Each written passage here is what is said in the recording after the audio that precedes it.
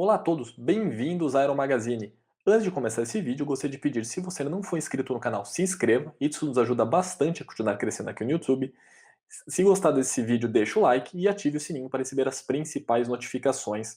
Hoje a gente vai tratar de um tema que aparentemente não tem muito a ver com aviação, muito menos com a Aero Magazine, que é o fim dos transatlânticos. E por mais incrível que pareça, esse domínio dos transatlânticos acabou em mais ou menos em 1960.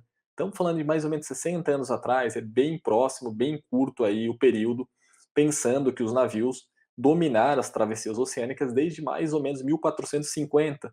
Então imagina só quanto tempo os navios tiveram aí de domínio absoluto sobre o transporte internacional. Para contextualizar um pouquinho sobre a importância do transporte marítimo para a humanidade, dá para voltar lá atrás, mais ou menos no Egito, para mostrar que era bem importante a navegação, se fazia muita navegação no Rio Nilo, mas a grande navegação, como a gente chama hoje, começa em meados de 1450, quando Constantinopla caiu sobre o domínio ali otomano em 1453. Então os europeus tiveram que emergencialmente buscar um caminho alternativo às Índias e toda aquela região da Ásia, que era um grande fornecedor de especiarias. Então, por exemplo, chá, alguns temperos eram muito apreciados na Europa, e os otomanos colocaram um bloqueio ali na região que a gente chama de Istambul hoje, codificando completamente esse comércio internacional e colocando sobretaxas, algumas proibições. Então, Portugal e Espanha são os primeiros a achar que isso é um caminho interessante, que pode ser um novo domínio do comércio europeu e se lança ao mar. Então, em 1492, Cristóvão Colombo chega às Américas, inaugurando uma nova era nas navegações, e na sequência, em 1500, Pedro Álvares Cabral chega ao nosso querido Brasil, também expandindo ainda mais as missões intermarítimas que saíam do continente europeu e vinham para as Américas. Era uma aventura bem considerável, não era coisa simples como a gente imagina hoje. Para vocês terem uma ideia, Cabral saiu de Lisboa no dia 9 de março de 1500 e ele chegou no Brasil em 22 de abril de 1500. Estamos falando em mais de 40 dias de viagem, basicamente 43, já que ele chegou de manhã. O interessante é que quando ele viu o Monte Pascal, era por causa da Páscoa, né? Relembrando os tempos de escola, eu imagino o alívio que sentiram aqueles marinheiros que estavam uma pequena flotilha, com navios muito pequenos, rudimentares, eram muito ágeis para a época, mas mesmo pensando em 1500, não era a coisa mais confortável do mundo embarcar numa caravela e querer se desbravar pelos mares. Para vocês terem uma ideia de como que era difícil a navegação nesse período, uma viagem entre Portugal, saindo ali de Lisboa, e indo até Salvador, durava entre 30 e 35 dias se fosse um único navio. Se fosse uma pequena esquadra, podia levar até 80 ou 85 dias. Vocês imaginam passar mais de 2 meses em alto mar? O desespero que deveria ser, uma coisa muito difícil. Lembrando, os navios da época não tinham um sistema sanitário, não existiam grandes cozinhas, era totalmente manual a navegação dele, então tinha as velas. Então era um processo bem difícil, muito oneroso ali para o ser humano, tinha um custo também financeiro bem elevado, tanto que eram os estados que patrocinavam, né? Você tinha os reinos que cada um se lançava nessa aventura marítima. Só para outra comparação, para ver, às vezes a gente pensa, poxa, tem que ir para a Europa, para os Estados Unidos vai pegar 10, 11, 12 horas de avião, mas é cansativo, a gente fica meio cansado só de imaginar uma viagem dessa. Comparando ainda essas distâncias, saindo de Lisboa, vindo para Salvador, como eu disse, levar em 30 e 35 dias com o único navio. Se fosse de Salvador para o Rio de Janeiro, bem próximo aqui, a gente faz mais ou menos 1 hora de voo, levavam 7 dias. Entre Salvador e Buenos Aires, também é uma rota muito apreciada hoje por turistas, se levavam na época 21 dias de navio. Entre Salvador e Mina, lá na África, levavam entre 40 e 45 dias. Entre Salvador e Luanda, mais ou menos 40, 43 dias em média. E entre Luanda e Rio de Janeiro, é uma viagem bastante longa, de 50 dias. Um dos motivos eram as correntes marítimas e os ventos que nem sempre ajudavam. Tanto que nessa situação é interessante, no inverno no hemisfério norte, às vezes as viagens com o único navio podia chegar a 50 ou 55 dias partindo do Brasil para a Europa, por causa das condições climáticas que eram bem difíceis. Vocês conseguem imaginar a grande dificuldade que era navegar nessa época. Aí, ao longo dos séculos, a navegação foi crescendo, as Américas se tornam muito importantes. Tem a pirataria, para vocês terem uma ideia interessante até sobre pirataria, mais ou menos em 1720 houve 2.000 ataques de piratas entre navios saindo das Américas, sentido Europa, grande parte até patrocinado por alguns estados. A Inglaterra se tornou muito famosa por isso, por ter os famosos corsários, sempre ali dominando os mares, tentando obter ouro, prata e outras riquezas para a coroa inglesa. Então era um período bastante difícil, ir para os mares não era simples. Então falou, a gente pegar um avião é bem mais confortável, mesmo que seja aí uma operação cargueira para quem voa, deve ser muito mais tranquilo do que na época um barco cargueiro que estava levando ouro e prata com pirataria muito próxima. Quando tem a independência dos Estados Unidos em 1776, existe um fluxo migratório muito grande entre a Europa e as Américas, então começa a aumentar, deixa de ser apenas uma ligação entre quem era autorizado ou não pelos reinos vir para suas colônias, agora sim, como um país independente, tinha atratividade para novos aventureiros, quem quisesse fazer a vida nas Américas, não por um acaso, até surgiu aquela expressão, né, fazer a América nesse período. Então uma coisa interessante também nesse pequeno intervalo aí de 1776 a 1800, os navios começam a ganhar algumas modernidades. Até então foi 1450 a 1776, pouca coisa havia mudado. Os navios estavam um pouco maiores, um pouco mais velozes, mas ainda era basicamente navios à vela, que dependiam de uma série de fatores para conseguir fazer sua jornada, que eram bastante longas. Nesse período, lembrando, tivemos a Revolução Industrial, o que tornou ali muito mais fácil as coisas em alguns setores, e a navegação, os navios foram os que mais obtiveram alguns recursos importantes. Por exemplo, o motor, dá para imaginar isso? Que o motor chega a ser um grande diferencial alguns séculos atrás. Porém, os primeiros navios eram até híbridos, é mais ou menos o que a gente fala hoje aí da aviação elétrica. Se vai existir ou não, como é que vai surgir, muito se fala que vai ser uma aviação híbrida. Os automóveis começaram assim, né? Os primeiros motores híbridos, agora sim, indo para veículos completamente elétricos. Nesse período aí, entre mais ou menos 1776 e 1819, 1820, boa parte dos navios que cruzavam o Atlântico eram híbridos. A partir de então se começa a pensar em outro tipo de navegação só com motores, já que se provou muito confiável, bastante veloz e tinha uma força consideravelmente maior do que o vento nesse período. O primeiro navio a sair das Américas, sentido Europa, completamente movido ao motor a vapor, foi o Savannah, sim, em homenagem à cidade lá na Geórgia, que aliás é até sede da Gulfstream e da Lockheed Martin, então tem grandes plantas industriais ali. Então ele saiu, foi para a Europa, já marcando um novo passo nessa modernização dos mares. E é interessante que pouca gente tinha acesso a essa navegação no início, até porque era muito caro, é mais ou menos hoje a gente imaginar esses voos espaciais. Não é para todo mundo, vai demorar bastante para se popularizar. Porém, os navios conseguiram uma popularização muito alta. Já mais ou menos em 1850, mais de 90% de quem navegava entre Europa e Estados Unidos, ou Estados Unidos e Europa, estava fazendo essa navegação em navios a vapor, que eram bem mais modernos e bem mais eficientes. Já em meados de 1890 se torna um fluxo migratório muito grande. Imagine, 20 anos tinha subido bastante, e já eram centenas de milhares de pessoas saindo da Europa para os Estados Unidos, quase todas aí navegando em navios a vapor. Então eles começam a ganhar força. Nesse período surgem grandes empresas de navegação, especialmente inglesas, privadas, que fizeram uma grande diferença. Uma das famosas foi a White Star, famosa ali pelo Titanic, que era uma empresa privada que conseguiu começar a desbravar os mares. Então isso também muda ali o modelo. Antes era, como eu disse, sempre estados que estavam patrocinando, e quando entra a iniciativa privada pensando que havia ali um negócio importante no transporte de carga e passageiro entre continentes, tem um grande salto no transporte marítimo, especialmente porque começou ainda a aumentar cada vez mais o fluxo migratório. Isso vem crescendo consideravelmente, e o interessante é que mais ou menos entre 1880 e 1930, mais de 27 milhões de pessoas saindo da Europa rumo aos Estados Unidos e às Américas no geral. O Brasil também foi um país que recebeu muito migrante nesse período, da Argentina, então tinha um fluxo bem alto de seres humanos cruzando os mares, já em navios bem mais robustos, mas ainda assim eram viagens bastante longas. Já não levar mais 30, 35 dias para chegar ao Brasil, estava levando a média 20, 25, mas não foi uma redução tão considerável. A situação a bordo já era mais confortável, alguns navios já eram transatlânticos, que eram aqueles navios dedicados ao transporte de passageiros, então, você tinha uma primeira classe muito confortável na maioria das vezes. Chegou-se ao ponto de ter suítes com banheiro privativo. Olha só que grande luxo na época. Então, a primeira classe até então também compartilhava banheiros. Na sequência, os navios melhoraram, uma segunda classe já bem confortável, uma terceira classe já mais digna do que aquele transporte que a gente imaginava. Imagina, no Titanic, ali no filme mostra mais ou menos aquele monte de gente reunida, mas o Titanic, inclusive, não era uma terceira classe ruim, segundo consta. Ela tinha alguns certos confortos que eram incomuns até para aquela década de 1910. Então ele tinha algumas vantagens. Mas, claro, viajar de terceira classe é como viajar numa econômica das mais baratas, que você nem reclina o banco, né? Mas ainda assim, bem mais confortável do que embarcar num navio naquela época e passar 20 dias no mar com muita gente. E em alguns casos nem existiam quartos ou pequenas acomodações, era um grande salão cheio de beliches e todo mundo ali reunido.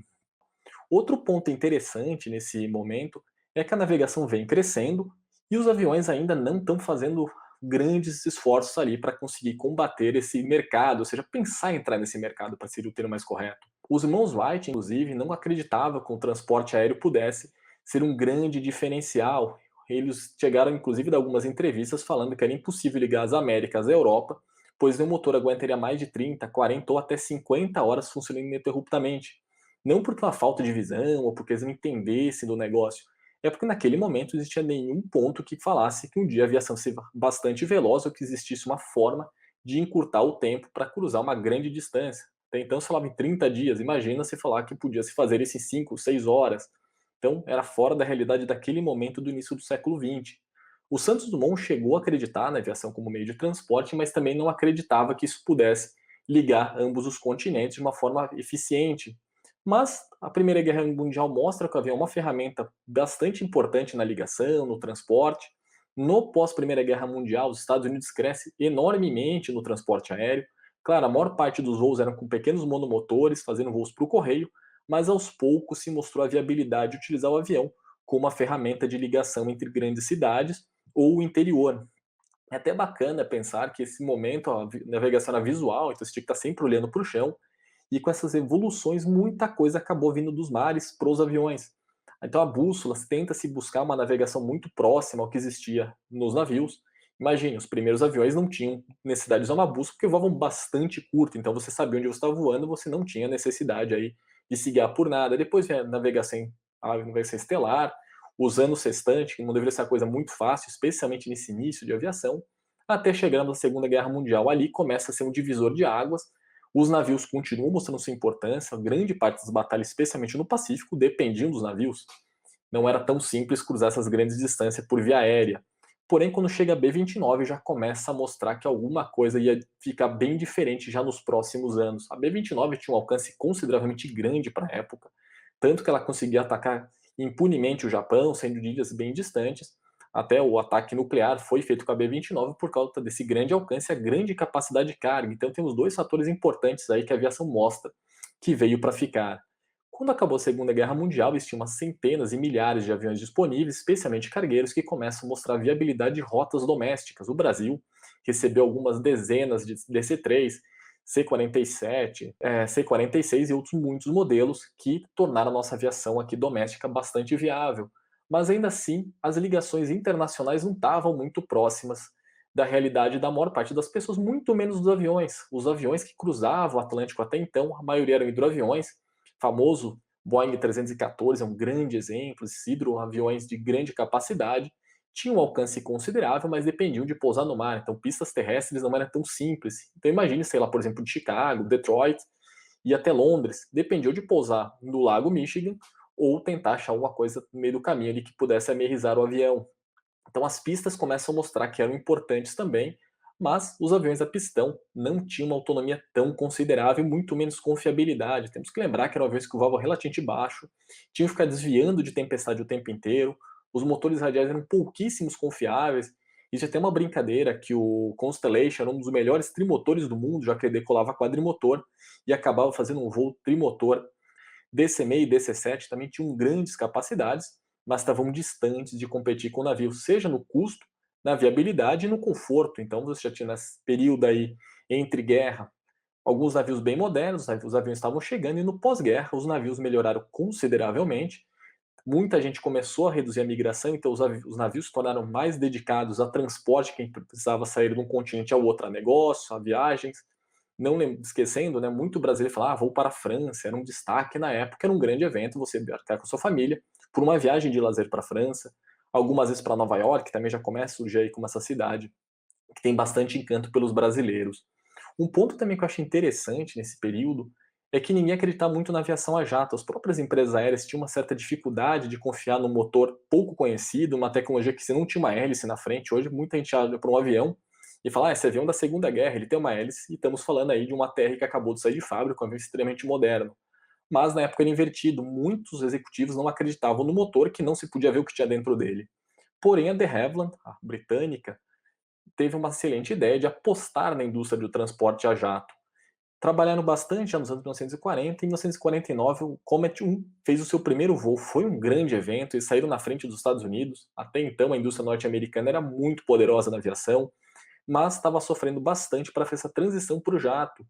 Grande parte ali dessa mudança de filosofia, mudança de tecnologia vieram dos engenheiros alemães que foram capturados, trabalharam efetivamente dentro da indústria aeroespacial americana para dar os primeiros resultados. Porém, os britânicos já estavam na frente. Lembrando, o segundo avião a jato do mundo, militarmente falando, evidentemente, era o Glossmatter, mostrando que naquele momento os britânicos estavam um pouco à frente dos Estados Unidos, que viriam se tornar seu grande rival na aviação nesse início aí da era do jato. Porém, o Comet pagou um serviço muito caro, e ele pagou com a própria vida, entre aspas, falando assim, já que começaram logo no início das operações graves acidentes. Também porque a tecnologia era pouco confiável, pouco se conhecia sobre a pressurização, sobre voos em grande altitude. Muita gente passou a ter desconfiança com o avião a jato, já se não acreditava antes, imagine então com o avião sofrendo acidentes. Então os Estados Unidos ganharam um pouco mais de tempo, chegou o 707. A primeira versão, inclusive, é interessante, que a Pan utilizava. Ele não tinha uma configuração padrão de 3, ou seja, 6 assentos por fileira, que era comum nos demais aviões. Era a primeira geração e ele tinha uma configuração 2-3. A Pan foi a primeira cliente, pagou mais caro por um avião que acabou se mostrando um pouco limitado, então ele não tinha um grande alcance, mas era o suficiente para ligar Londres a Nova York, ou Nova York a Londres, seria a primeira rota dele, num curto espaço de tempo. Isso então começa a mostrar que os navios estão numa situação ali que pouco viável naquele momento. O que salvava eles era que o avião a jato tinha deixado aí uma mácula muito grande graças aos acidentes do Comet. O 707 deu tão certo, junto ali com o DC-8 da Douglas, que foi uma resposta muito rápida. Aliás, a Douglas estava até um pouco mais à frente nesse início da era do jato, mas teve ali um embate bem forte. A Boeing, vendo que necessitava de um avião de maior capacidade, teve uma grande audácia de alargar a fuselagem do 707. Não é uma coisa fácil, acreditem. Mudar um projeto desse com um avião já sendo certificado, com um avião em linha de produção não é fácil, não é barato, e podia colocar tudo a perder. A Boeing apostou alto, ganhou essa guerra junto com a Douglas, e o 707 se tornou um grande sucesso. Chegou no Brasil pela Varig em 1960, já essa versão 3, ou seja, 6 assentos por fileira, e conseguia ligar o Rio de Janeiro a Nova York sem escalas. Ali é decretado basicamente o fim dos navios nas rotas oceânicas. Nesse momento, o jato começa a ganhar popularidade. Claro, ainda era restrita a poucas pessoas, a passagem era extremamente cara, mas o grosso dos navios transatlânticos eram passageiros de alta renda, então passageiros de primeira classe e segunda classe, o que a gente pode hoje mais ou menos converter em primeira classe e classe executiva. Então começa a se ganhar, o tempo era muito curto, se fazia um voo de 10 horas, enquanto com o navio você precisava de 1, 2, até 3 semanas, dependendo do destino que você estivesse indo. Então ali começa a mudar bastante. Para vocês terem uma ideia de quanto foi rápida essa transição, em 1955, 90% do tráfego de passageiros e carga do mundo era por via marítima. E em 1960, e já era mais ou menos 30%. Hoje, mais ou menos 1% do tráfego mundial de passageiros é feito por via marítima. Pensando que 60 anos atrás era um reis absoluto do transporte internacional. Então eu queria mostrar para vocês basicamente essa mudança, né, as evoluções que ocorreram e como o transporte aéreo conseguiu vencer. O grande diferencial foi velocidade, segurança, praticidade. Então, quando o avião a jato conseguiu superar seus desafios tecnológicos, do motor a jato se mostrar que era realmente confiável, muito mais veloz, o avião passou a voar a altitudes muito mais altas, se tornando um voo muito mais confortável, a navegação se tornou muito mais precisa e segura. Então, hoje você tem navegação via GPS, que consegue levar um avião de A para B com extrema precisão, com o máximo de eficiência, especialmente de combustível. Os aviões estão com alcance cada vez maiores de internacional. Alguns aviões executivos, por exemplo, a família Gulfstream, Global e alguns da SO conseguem sair de São Paulo, por exemplo, e até Moscou sem escalas, algo inimaginável há 60 anos atrás, mesmo para um 707, que era um avião de grande capacidade voltado ao transporte regular de passageiros. Por fim, o que vai decretar completamente o fim do transporte marítimo para passageiros é a chegada do 747. A rainha dos céus popularizou de uma maneira inacreditável a aviação internacional. Enquanto o transporte aéreo doméstico dependeu um pouquinho mais de tempo com a desregulamentação do mercado americano, que vai dar origem a uma série de movimentos no mundo, tornando o transporte muito mais barato, o 747 em 1970 já inaugurou essa era, mais o transporte internacional. Com a chegada de grandes motores, podemos falar do A330, 777, aí sim o transporte aéreo dominou os ares de todo mundo, facilitando ainda mais a conectividade. Então hoje não é difícil a gente sair agora de São Paulo, parar em Paris amanhã cedo. Quanto que antigamente você precisaria planejar muita viagem até para o embarque, você levaria só um dia para embarcar no navio e ele zarpar rumo à Europa. Claro, tinha todo um glamour, uma grande festa a bordo, mas não era nada prático comparado aos dias de hoje. Eu espero que você tenha gostado desse vídeo. Se você gostou, deixa o seu like e a gente se encontra no próximo vídeo temático aqui da Aero Magazine. Um forte abraço e até mais. Tchau, tchau.